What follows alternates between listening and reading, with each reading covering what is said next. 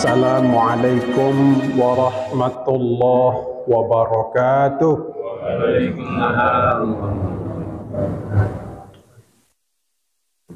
Alhamdulillah, alhamdulillahilladzi arsala rasulahu bil huda wa dinil haqq liyuzhirahu 'ala ad-dini kullihi wa kafa billahi shahida.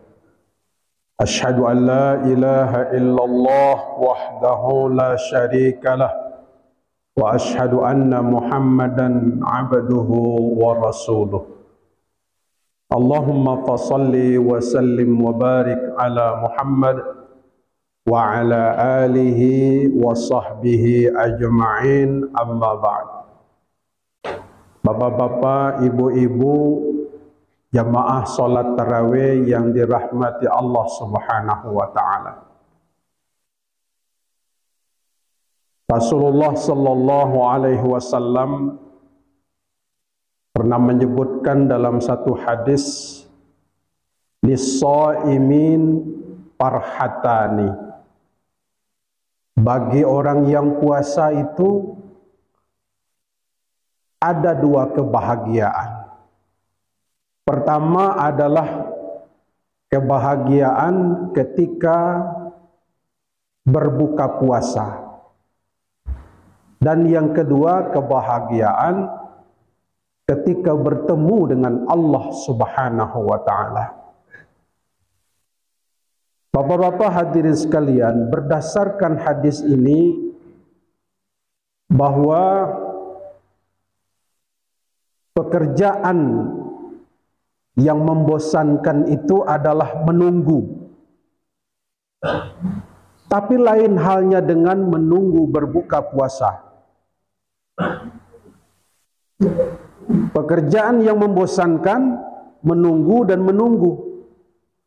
Tapi orang paling senang nunggu maghrib dalam bulan puasa ini. Betul tidak, Pak? Kalau azan-azan yang lain tuh tidak pula bertunggu kan. Kadang-kadang sambil sudah azan ya, ada terasa baik. Tapi kalau azan maghrib, 10 menit lagi azan maghrib kita sudah duduk menunggu. Betul tak tuh?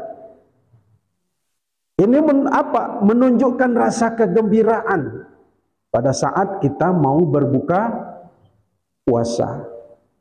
Tidak ada orang yang tidak senang ketika saat kita dihadapkan dengan berbuka puasa. Duduk bersama keluarga, anak, istri, kemudian menghadapi hidangan yang lezat, tentu adalah kebahagiaan tersendiri. Maka itu, seperti itulah seharusnya kita menghadapi rezeki dari Allah Subhanahu wa taala. Rasa bahagia, rasa senang, apa yang direzekikan oleh Allah Subhanahu wa taala.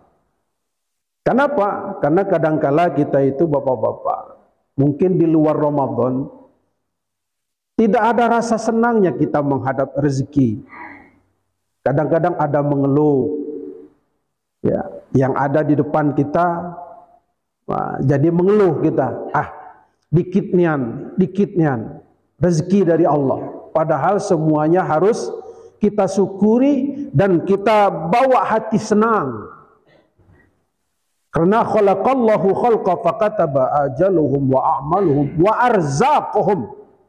Allah yang telah menciptakan kita. Allah pula yang menciptakan ya ajal kita, rezeki kita, jodoh kita dan kematian kita. Maka itu semua kita harus terima dengan apa yang sudah menjadi ketetapan dan ketentuan Allah Subhanahu wa taala.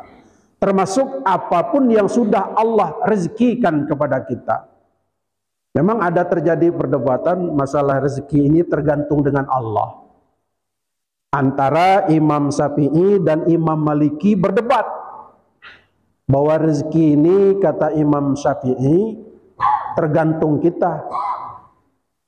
Kata Imam Maliki tidak, tergantung Tuhan. Nah, antara muridnya Imam Syafi'i dengan Imam Maliki. Akhirnya Imam Syafi'i pergi keluar. Kemudian pulang ke rumah gurunya dengan membawa anggur. Guru, aku sudah dari pasar tadi, ini aku bawakan anggur.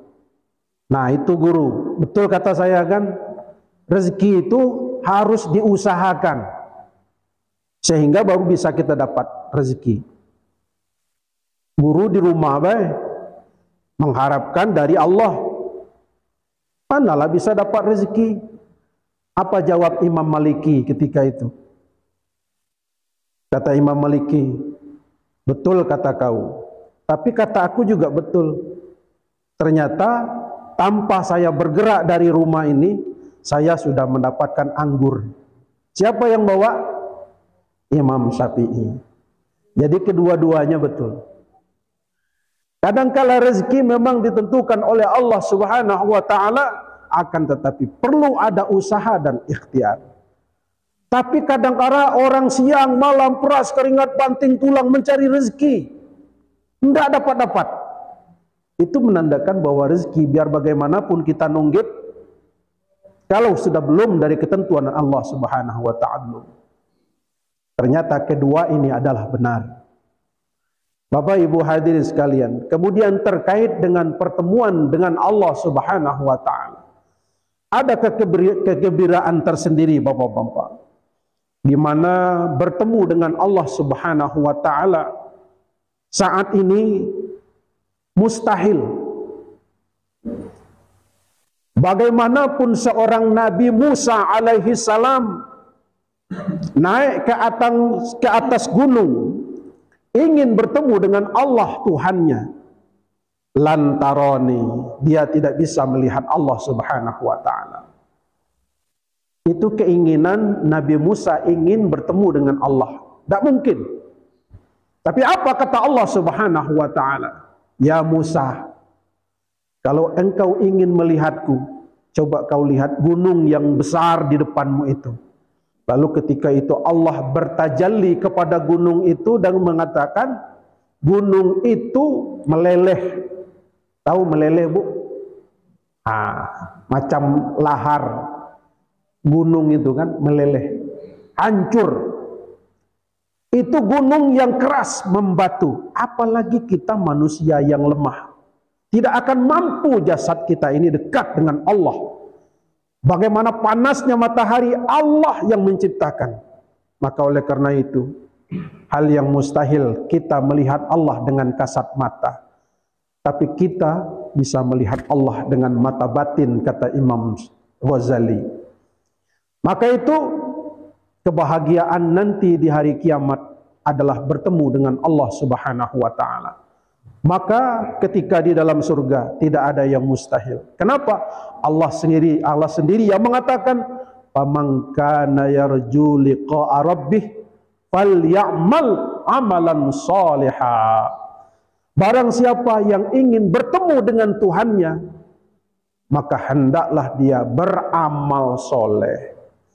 Kalau ingin bertemu dengan Allah Subhanahu wa taala, maka kita langkah-langkah awal itu yang kita lakukan adalah beramal soleh, bukan beramal salah. Ada juga kawan bilang kalau nak bertemu dengan Tuhan cepat mati bela.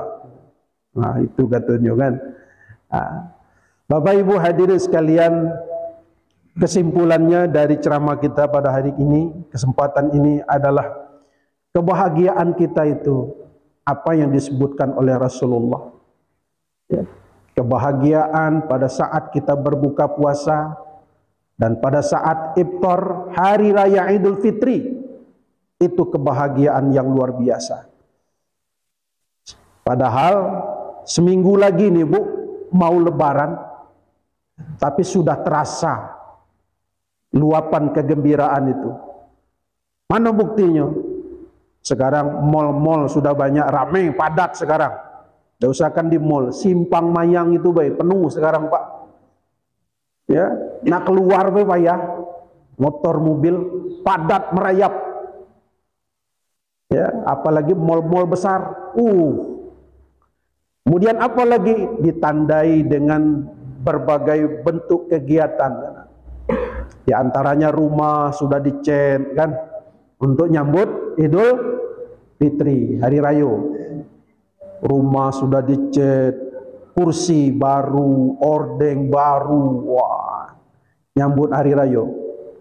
Lebaran paling gagah, baju baru, bahkan pakai gamis, pakai ikat kepala. Puasa tidak, ya kan?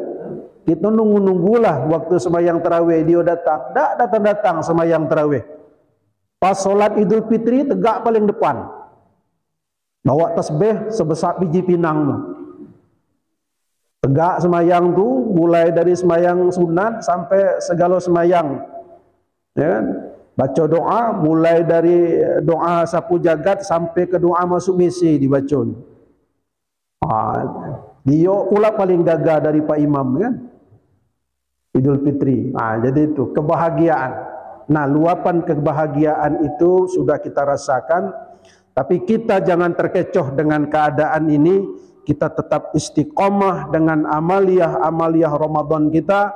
Jangan sampai terkecoh bahwa tujuan daripada ibadah puasa yang kita laksanakan ini menjadikan kita la'allakum tattaqun, supaya kita menjadi orang bertakwa. Demikian yang dapat saya sampaikan. Terima kasih atas segala perhatian. Wallahu muwafiq ila aqwamit thoriq. Assalamualaikum warahmatullahi wabarakatuh.